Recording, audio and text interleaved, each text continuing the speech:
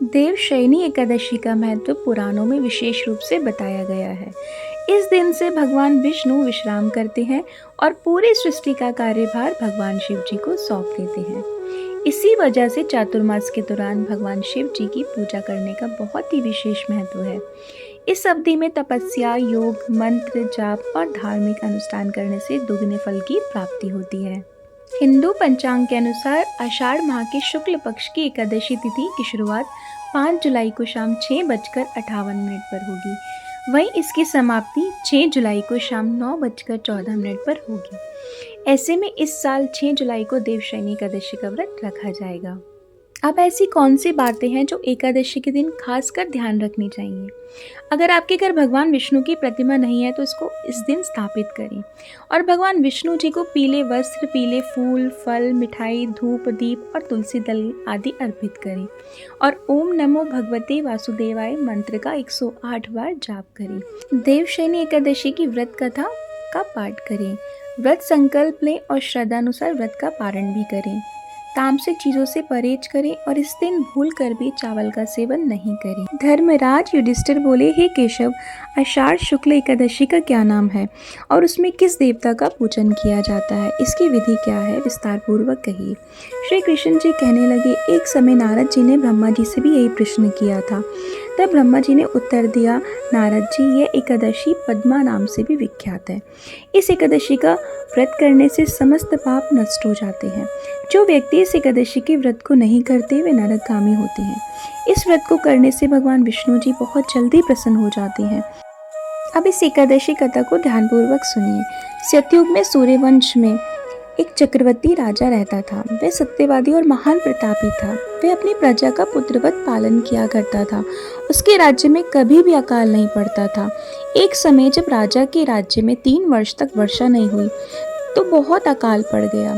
प्रजा अन्न की कमी के कारण बहुत दुखी हो गई और एक दिन प्रजा राजा के पास जाकर प्रार्थना करने लगी कि हे राजन, समस्त विश्व की सृष्टि का कारण वर्षा है। वर्षा के अभाव में राज्य में अकाल पड़ गया है और अकाल से प्रजा मर रही है। इसलिए राजन कोई ऐसा उपाय करिए जिससे प्रजा का कष्ट दूर हो जाए। राजा कहने लगा, वर्षा ना होने से आप लोग अत्यंत दुखी हो रहे हैं, अतः मैं आप लोग के कष्ट को दूर करने का प्रयत्न करता हूँ।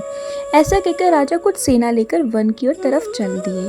वह अनेक ऋषियों के आश्रम में भ्रमण करते हुए अंत में ब्रह्मा जी के पुत्र अंगिरा ऋषि के पास आश्रम में पहुंचे। वहां राजा ने घोड़े से उतरकर अंगिरा ऋषि को प्रणाम किया।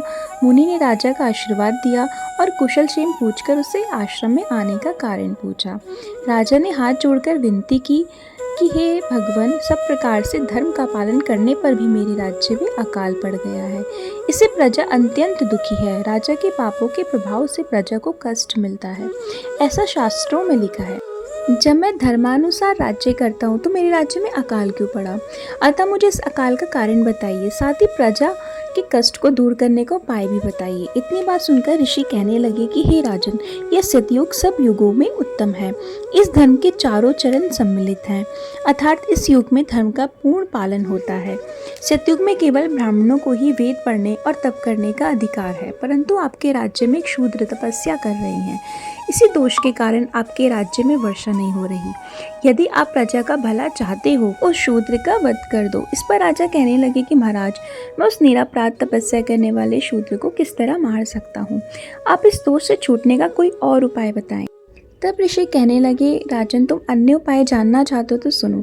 आषाढ़ मास के शुक्ल पक्ष की पद्मा नाम की एकादशी का विधि पूर्वक व्रत करो। व्रत के प्रभाव से तुम्हारे राज्य में वर्षा होगी और प्रजा सुख पाएगी, क्योंकि इस एकादशी का व्रत सब सिद्धियों को देने वाला है तथा समस्त उपद्रव को नष्ट करने वाला है। इस एकादशी का व्रत तुम प्रजा सेवक मंत्रियों सहित करो। मुनि के इस वचन को सुनकर राजा अपने नगर को वापस आया और उसने विधि पूर्वक एकादशी का व्रत किया। उस व्रत के प्रभाव से राज्य में वर्षा हुई और प्रजा को सुख पहुंचा। अतः इस मास की एकादशी का व्रत सब मनुष्य को करना चाहिए। इस व्रत के लोक में भोग और परलोक को मुक्ति देने वाला है। इस कथा को पढ़ने और सुनने से मनुष्य के सारे पाप नष्ट हो जाते हैं। इस एकादशी का पारण समय है अगले दिन सूर्योदय के बाद। इस तिथि पर भगवान विष्णु क्षीर सागर में योग निद्रा के लिए चले जाते हैं।